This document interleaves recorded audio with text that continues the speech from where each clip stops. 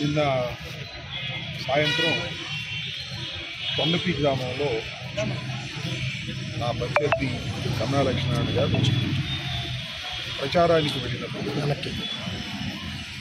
కొంత ఘర్షణ జరిగింది. కన్నా లక్ష్మీనారాయణ గారు నిన్న నా మీద చాలా పెద్ద ఆరోపణలు చేశారు. అక్కడ ఉన్నటువంటి వైసీపీ కార్యకర్తలు గంజాయి తాగి నా ప్రోద్బలంతో ఆయన మీద రాళ్లు రుద్ది హత్య చేయడానికి ప్రయత్నం చేశారని, అదృష్టవశాత్తు ప్రాణాపాయం లేకపోకుండా ఆయన బయట పడ్డాడని, దానికి స్థానికంగా ఉన్న మంత్రి ప్రోత్సాహం ఉంది అనేటువంటి మాట మాట్లాడి రాజకీయంగా లబ్ధి పొందాలనేటువంటి ఒక ప్రయత్నం చేయటం చాలా దురదృష్టకరం. నా మీద బురదజల్లటం అనేది చాలా బాధాకరమైనటువంటి అంశం అనేది కాదు. నేను 12 సంవత్సరాల నుంచి సత్తెనపల్లి నియోజకవర్గంలో రాజకీయాలు చేస్తున్నాను.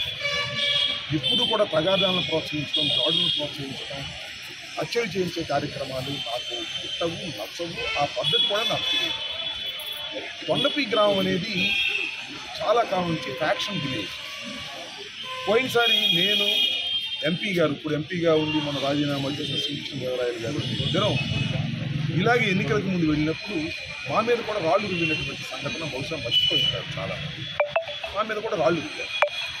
నిన్న జరిగిన సంఘటన ఏంటంటే పరస్పరం రాళ్ళు రుద్దుతున్నారు. ఎవరు రువ్వారు ముందు, ఎవరు రువ్వలేదు అనే విషయాలు నాకు తెలియదు, కానీ ఇన్వెస్టిగేషన్ తప్పనిసరిగా తేలుతాయి. ఇవాళ ఇద్దరు మా వైసీపీ కార్యకర్తలు గాయాలు తగిలితే వారి ఆసుపత్రిలో ఉంటే పలకరించడానికి తెచ్చాము. పరస్పరం రాళ్ళు రువ్వుతున్నారు. ఇటు తెలుగుదేశం వారు, అటు మా పార్టీకి సంబంధించిన వారు ఇద్దరు పరస్పరం రాళ్ళు రువ్వుతున్నారు. కొద్దిగా చిల్లర మల్లరగా కొన్ని దెబ్బలు తగిలాయి.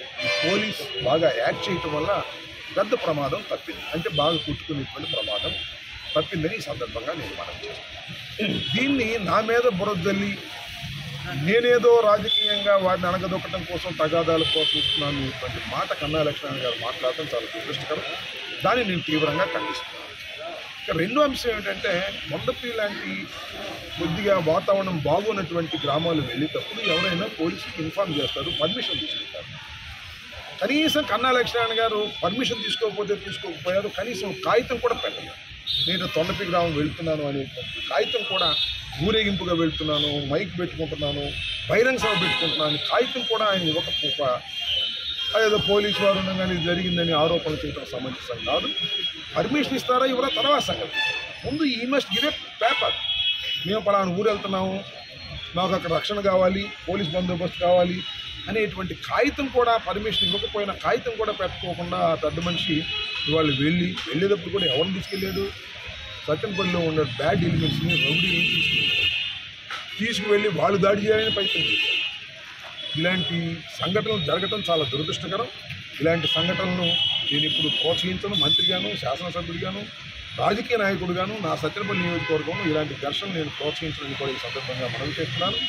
ఏ ఘర్షణ జరిగినా, ఏది అన్యాయం జరిగినా దాన్ని ఉత్పాదనకు అణిచివేయాలనేటువంటి ప్రయత్నంతోనే మేము ఉంటాం తప్ప, ప్రజలు శాంతిగా బతకాలి అని కోరుకుంటున్నాం. ఎవరు రాజకీయాలు వాళ్ళు చేసుకుంటాం, తప్పలేదు. కానీ నా మీద ఈ రకంగా కన్నా లక్ష్మీనారాయణ గారు ఆరోపణ చేయటం, నేనేదో ప్రోత్సహిస్తున్నానని ఆరోపణ చేయడం చాలా దురదృష్టకరం. దీన్ని ప్రజలు గమనించాలని కూడా ఈ సందర్భంగా నేను కోరుతున్నాను. ఎవరైతే దెబ్బలు తగిలాయో వారిని పరామర్శించడానికి వారు రావడం జరిగింది. వారు తొందరగా కోరుకోవాలని కూడా నేను మనస్ఫూర్తిగా కోరుకుంటున్నాను. Thank you.